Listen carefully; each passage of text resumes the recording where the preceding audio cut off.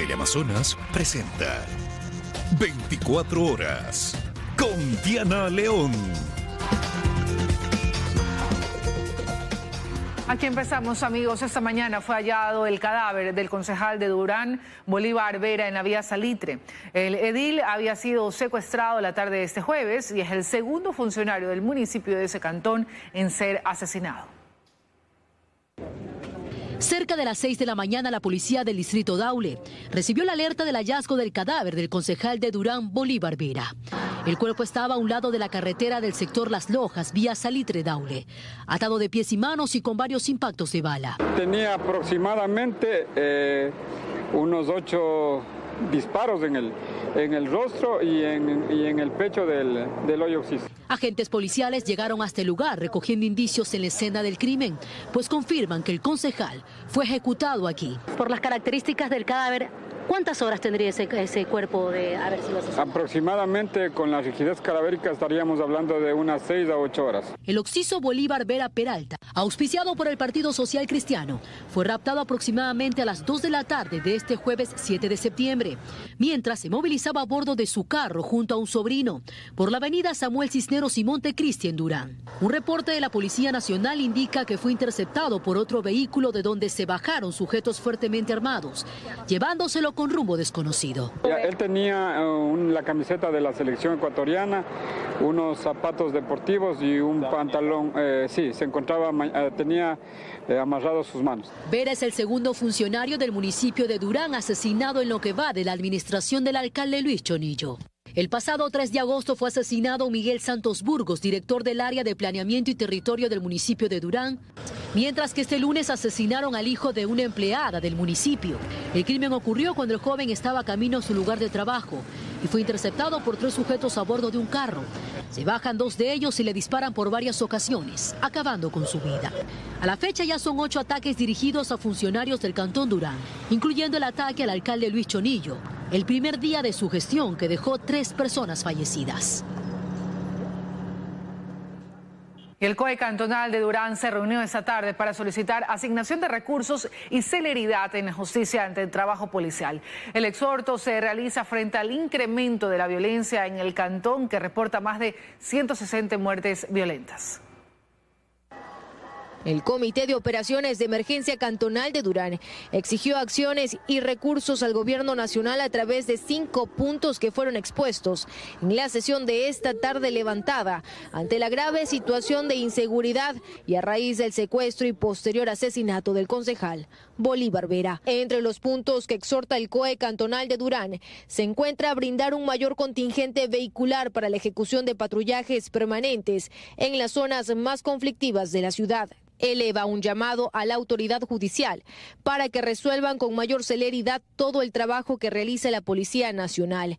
Solicita asimismo el análisis de riesgos para los funcionarios y concejales. También pide asignación de recursos que permitan brindar con carácter de urgencia una mayor logística e insumos para las operaciones en materia de seguridad. Esto mientras que en horas de la mañana Luis Chonillo también le dirigía un comunicado a Guillermo Lazo en el cual exponía que a pesar del estado de excepción que rige en el cantón, las muertes violentas solo se han incrementado, reportándose así más de 30 asesinatos ocurridos en este corto tiempo, que se incluyen en las más de 160 muertes violentas que se registra de lo que va de este 2023. El recrudecimiento de los asesinatos en diferentes sectores de Durán se da además del conflicto entre bandas delictivas debido a la ruptura de acuerdos. También se atañe a su cercanía con el río Guayas, que es utilizado como ruta para contaminar con droga los barcos que salen desde las terminales portuarias, desde donde se han incautado cerca de 72 toneladas de droga de lo que va de este año. Un mes estuvo Adolfo Macías, alias Fito, en la cárcel de máxima seguridad de La Roca. El traslado se da luego de que el juez de garantías penales, Diego Poma, acogiera la solicitud y ordenara su retorno inmediato a la cárcel regional de Guayaquil. El magistrado justificó que el SNAI no presentó informes justificando el traslado de alias Fito a la cárcel de máxima seguridad llevada a cabo el 12 de agosto. El gobierno se pronunció rechazando la medida del juez, alegando que no se valoró el historial delictivo de alias Fito ni el peligro que representa para la sociedad ecuatoriana. En el fallo del juez, Poma se señala que se prohíbe el retorno de Fito a su ex celda, es decir, que deberá ser asignado a una nueva celda. Además, Macías Villamar tendrá acceso a medicamentos y seguimiento de los profesionales del Ministerio de Salud Pública.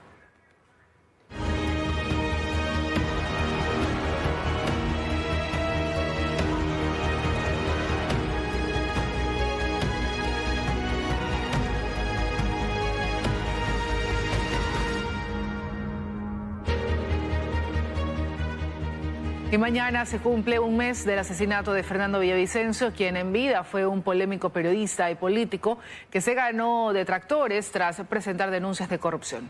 Fausto Yepes nos cuenta cómo es que ahora lo recuerdan su familia y amigos.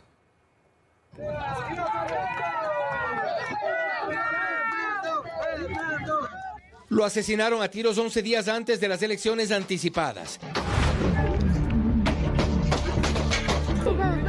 Señores, ayuden.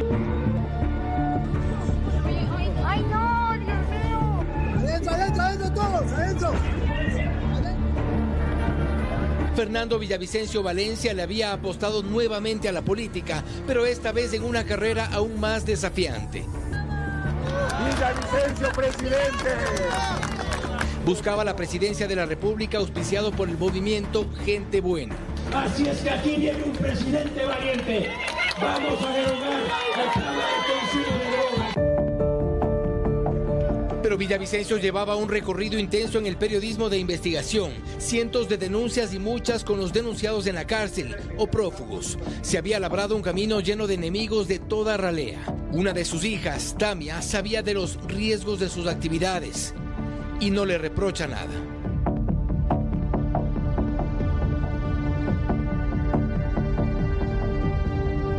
En las sabatinas yo tenía que ver cómo le insultaban, cómo ultrajaban su nombre y el de todos los periodistas. Y a él no le importó, él siguió y siguió y siguió. Le dijimos que pare muchas veces, él era ingobernable.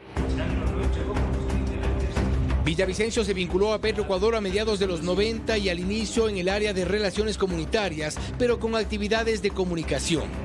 Diego Cano fue uno de sus más cercanos compañeros de trabajo, más tarde aliado incondicional en la dirigencia sindical de la estatal petrolera y por décadas se acompañaron en las calles.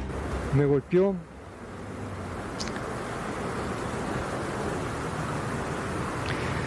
Me golpeó muy fuerte no enterarme de la noticia y después ir a la clínica donde estaba y me indigna. Como dirigentes de los trabajadores y ligados a organizaciones sociales fueron la cabeza visible de decenas de manifestaciones. Irónicamente, junto a otros dirigentes del área petrolera, organizaban manifestaciones en contra de la industria. Así lo reconoció en una entrevista con Diario El Universo. No es que sea un petrolero, ¿no? Más bien mi trabajo fue contra la industria petrolera, porque yo lo que hacía es investigar y hacer registros sobre los impactos de la industria petrolera. En su afán por permanecer ligado al periodismo, Villavicencio se metió de lleno en la investigación. A través o no de medios de comunicación, la denuncia de actos de corrupción era lo suyo y eso lo puso en apuros frente a exmandatarios y gobiernos que desde el inicio del milenio ya lo querían fuera de la escena pública o preso. Sixto Durán Ballén, cuando la cuestión de los encadenados del oleoducto, en la época de Bucaram, por supuesto, ¿no? Un gobierno atravesado por la corrupción, ¿no? En la época de Maguad igual, en la época de Lucio Gutiérrez, estuvimos juntos alrededor de 3 meses en la clandestinidad. por una paralización que hicimos en contra de la pretensión de ese gobierno de privatizar todo en Petroecuador. Trabajó en Diario El Universo y Revista Vanguardia y en su actividad periodística casi siempre acompañando a sus colegas más cercanos como Juan Carlos Calderón y Cristian Zurita.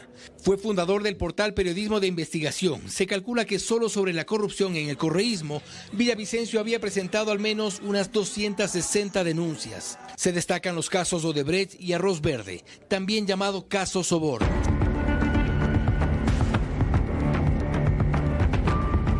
Ambos que pusieron a Rafael Correa y sus más fieles colaboradores de gobierno procesados en prisión o prófugos. Entre el 2013 y 2014 trabajó con el asambleísta Clever Jiménez como su asesor y junto a Carlos Figueroa, uno de sus amigos, los tres fueron condenados a 18 meses de cárcel y al pago de $46,000 por injurias contra Correa. El señor presidente se lleva a la casa el alimento de mis hijos. El peso del poder se hizo sentir en las cortes. No obstante, lograron evitar su captura refugiándose en la comunidad Sarayaku, en el oriente ecuatoriano. Pero Villavicencio reaparece de a poco en la política y llega al 2021 como asambleísta nacional por la Alianza Honestidad. Lideró la Comisión de Fiscalización y desde allí nuevamente las denuncias. Combinando el periodismo y la fiscalización en el legislativo, reveló importante información, por ejemplo, sobre el atraco a las cuentas del ISPOL. De $230,000 a la orden de María Christensen estaría firmado por Jorge Cherres. Sí, por supuesto que lo conozco, señor presidente. Pero no fue sino hasta que Guillermo Lasso decreta la muerte cruzada que Villavicencio da el salto más desafiante de su vida. Lo que nadie ha hecho en 15 años va a ser nuestro gobierno.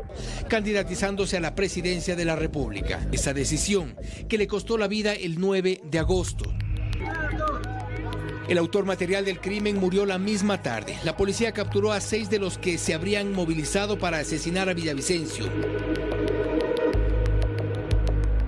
Y al cumplirse un mes de este asesinato, amigos y colegas de Villavicencio se concentraron en la sede de la Unión Nacional de Periodistas para rendirle un homenaje póstumo, encabezado por sus hijas Tamia y Amanda. Allí Cristian Zurita aprovechó el encuentro para revelar que desde la policía se habría conocido de un plan para matar a su amigo. La unidad antinarcóticos, que ya investigaba a 2 de los sicarios, habían ya señalado de un plan para acabar con Fernando. Esa información fue analizada por la policía y sin embargo fue omitida. Esta vez, su hija reconoce que cada día el peso del dolor se lo asimila con optimismo. También reconoce que hay días más difíciles que otros. Para mí quebrarme es necesario también. Y me conmueve, no es solo tristeza, es como indignación, rabia, tristeza, y me quiebro y luego digo... Y dice que ahora le ve sentido al periodismo, a la política, a lo que hacía su papá.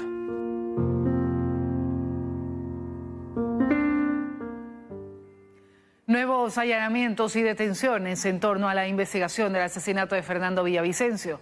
Las diligencias se ejecutaron en 3 provincias y dentro de centros penitenciarios. Hoy se instaló la audiencia de vinculación de 7 personas más, con lo cual la instrucción fiscal del caso se extiende por 30 días adicionales. Junto a las unidades de inteligencia y la Dirección de Investigación de Delitos de la Policía, la Fiscalía ejecutó varios allanamientos en Pichincha, Guayas y Cotopaxi, en la búsqueda de nuevos elementos que ayuden a identificar a los autores intelectuales del crimen a Fernando Villavicencio. Con ello, Fiscalía ha confirmado la vinculación de 7 personas más a la instrucción fiscal, que esta vez se extiende por 30 días adicionales. Se trata de nuevas diligencias y operativos que se llevan adelante a pocas horas de cumplirse un mes del asesinato del candidato de Construye, Fernando Villavicencio. Recordemos que a estas investigaciones se ha sumado el apoyo de la Agencia Federal de Investigación e Inteligencia de Estados Unidos, FBI. Desde la detención de las 6 personas que participaron en el ataque a Villavicencio, Fiscalía dirige la investigación y pericias con todas las evidencias recogidas el día del crimen: celulares, ropa, huellas, videos y audios. Investigación sobre la cual Fiscalía ha solicitado prudencia en el manejo de la información. Seguimos, amigos, con más noticias. Hernán Flores Pesantes, un fiscal que fue destituido en 2012, reemplazará a Ruth Amoroso en el cargo de fiscal provincial de Pichincha. Así lo resolvió por unanimidad el Consejo de la Judicatura en cumplimiento a una sentencia. Dejando atrás las últimas divisiones en el Pleno, el Consejo de la Judicatura coincidió este viernes en un tema de vital importancia para la justicia. Por unanimidad, luego de una sesión de casi 2 horas, resolvió reemplazar a la fiscal de la provincia de Pichincha, Ruth Amoroso, por Hernán Flores Pesantes, un fiscal destituido a quien decidieron restituirle sus derechos 8 años después. Estamos tomando decisiones históricas, a pesar de todo el ataque sistemático que hemos tenido a lo largo de algunos meses. Hernán Flores Pesantes laboró como fiscal provincial de la SUAY en 2011. Fue destituido de ese cargo en julio de 2012 por abandono y manifiesta negligencia por el tardío procedimiento de indagaciones previas. Sin embargo, una sentencia del 13 de agosto de 2020 dispuso dejar sin efecto cualquier acción disciplinaria en su contra. Aunque la misma sentencia dispone que Flores sea restituido al mismo cargo, es decir, a la Fiscalía de Azuay, será en la de Pichincha. Para no incumplir la sentencia, se le debe reintegrar como fiscal provincial de la SUAY. En muchas de las circunstancias es imposible la retrotracción al estado anterior. La justificación que otorgó el Pleno del Consejo de la Judicatura es que la hasta ahora fiscal de Pichincha, Ruth Amoroso, no cumple con el requisito de ser de categoría 3. Entonces es lógico designar a un fiscal que tiene el grado 3 en lugar de un fiscal con categoría 1. Desde el 20 de julio de 2022, por pedido de la fiscal general Diana Salazar, Ruth Amoroso asumió el cargo de fiscal de Pichincha. Para ello se consideró que estuvo al frente de importantes casos como el inicio de sobornos 2012-2016. Durante el año 4 meses en funciones llevó adelante el proceso por peculado en contra del exalcalde de Quito, Jorge Yunda, y 13 personas más. Este viernes, como una de sus últimas actuaciones, dispuso remitir el expediente del caso Geinco, en el que también se investiga al exalcalde, al despacho de la fiscal general. El Consejo de Participación Ciudadana permanece dividido por la creación de la veeduría que analizará la designación de los jueces de la Corte Constitucional. Consejeros de minoría piden la destitución del presidente, Allen Berbera. A favor.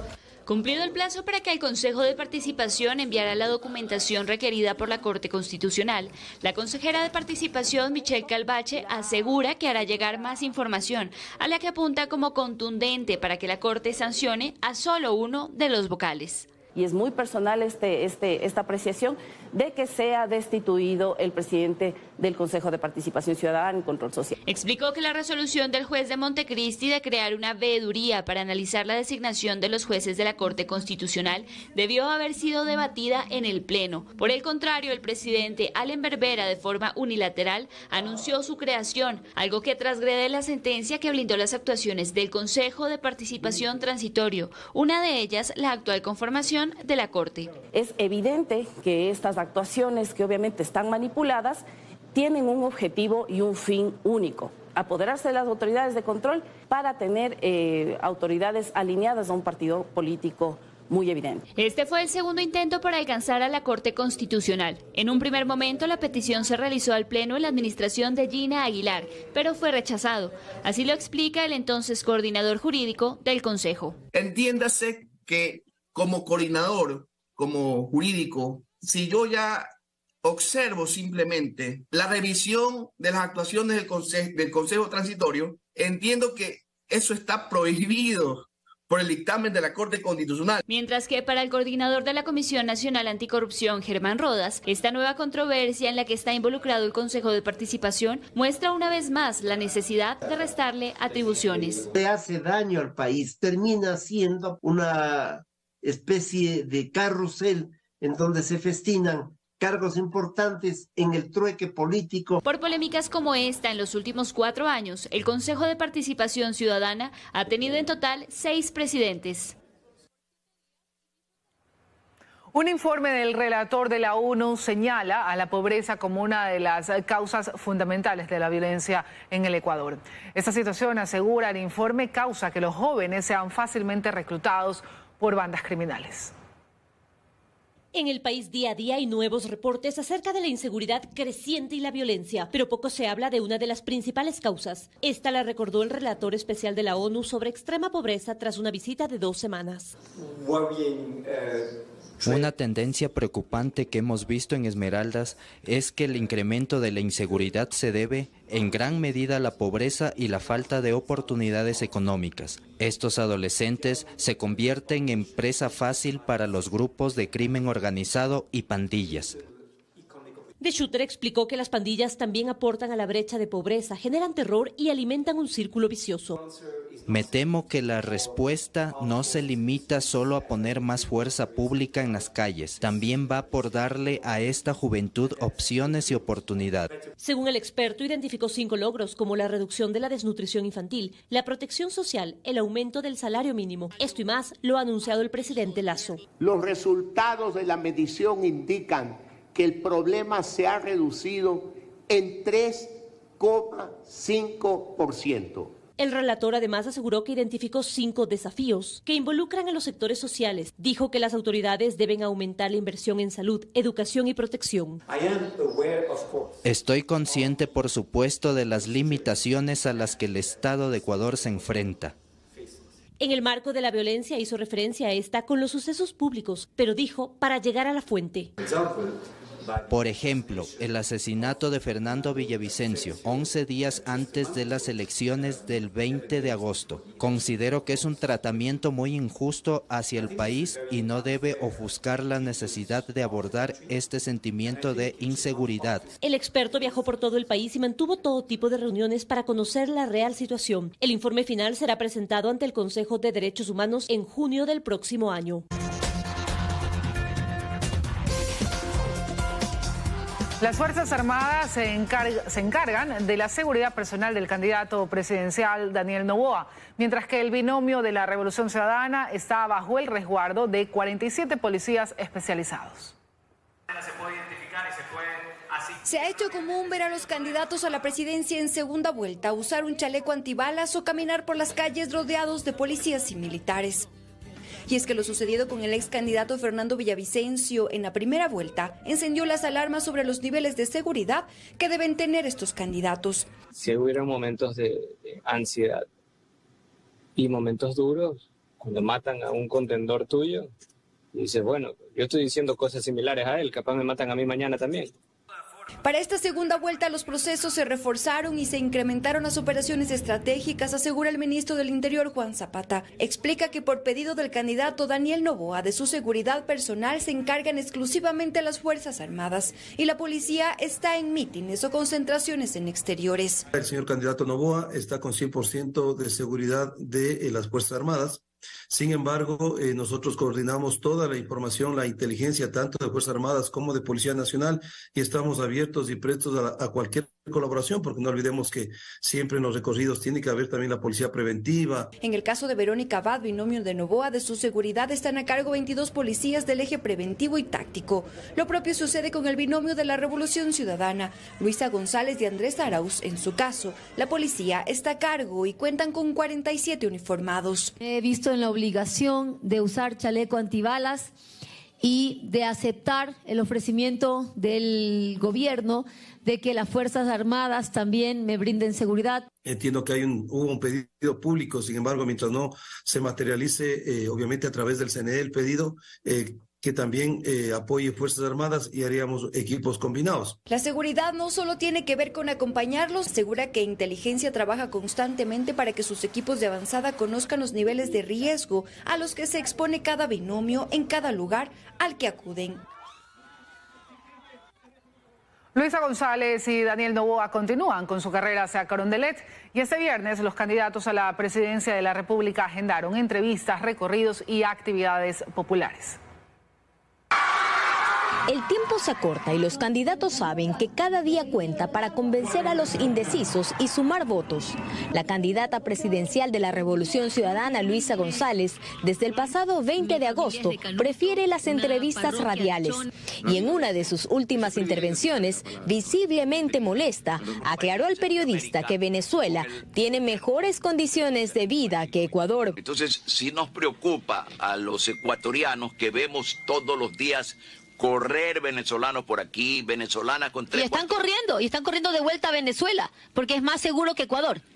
Los venezolanos, por si acaso pueblo ecuatoriano, los venezolanos están corriendo de Ecuador, tienen terror a Ecuador, se están yendo a Venezuela. ¿Saben por qué? Porque Venezuela tiene mejores condiciones de vida que Ecuador ahora. ¿Cómo? Sí, totalmente. Este viernes González continuó con entrevistas radiales a medios orenses y luego recorrió una empacadora de camarón en Santa Rosa. Mientras que el candidato de la alianza ADN, Daniel Noboa, escogió Guayaquil este viernes para centrar su agenda. Temprano lideró un conversatorio universitario para compartir sus propuestas de campaña. Lo mismo hizo horas antes en otra universidad privada. El sistema de salud del Ecuador está corto de personal. Identificado que hay que contratar más de 5.000 doctores, más de 7.000 técnicos de enfermería y auxiliares. Para horas de la tarde, organizó un bingo denominado Por la Seguridad en Monte Sinaí. Noboa días atrás recorrió también la provincia de El Oro. Sus simpatizantes lo acompañaron en una caminata por el centro de Machala. Y la segunda vuelta fracciona aún más al movimiento indígena. 2 líderes aseguran no apoyar a ningún candidato, pero tienen discursos contrarios. El sector no logra unificar una postura y mantiene sus exigencias para ambos aspirantes a la presidencia.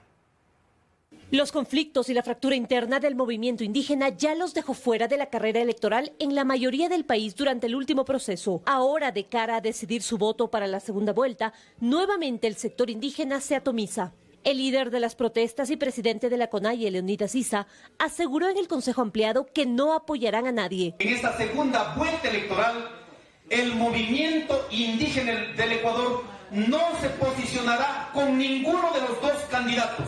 Pero no tienen consensos con su brazo político Pachacutic. Ellos tomaron sus propias resoluciones. En el Consejo Político optaron por dejar en libertad a sus militantes. Así lo aseguró Cecilia Velázquez. Pues una de las resoluciones externas, en este caso, con miras a la segunda vuelta electoral, lo que se ha decidido es que sí a la vida, sí a la educación, sí a la salud. Pero aunque no anuncia por quién votarán, sí dejó claro por quién no lo harán. Tuvieron su tiempo. Tuvieron en sus manos para resolver todos estos problemas y no lo hicieron. Son 14 años de gobierno. Issa se ratifica en las exigencias que han realizado con protestas. Y sobre eso dicen, esperan conocer su postura con respecto a su agenda. Nuestras demandas son públicas. Necesitamos los candidatos presidenciales hablen sobre nuestra agenda de lucha. Nuestro voto no vamos en este caso a concesionar absolutamente a nadie, si no es a través de una agenda. El criterio que tenga la organización social la respetamos. En ese sentido, no creo que tengamos discrepancias, al menos en el proyecto político. Quien les mandó un guiño es el candidato a vicepresidente del correísmo, Andrés Arauz, quien en una entrevista dijo que los 10 pedidos coinciden con su programa. Esto mientras Pachacutic está claro en que nunca votarían por ellos. Lo único claro que tiene el movimiento indígena es el quiebre en su dirigencia, quiebre que se amplía a las bases.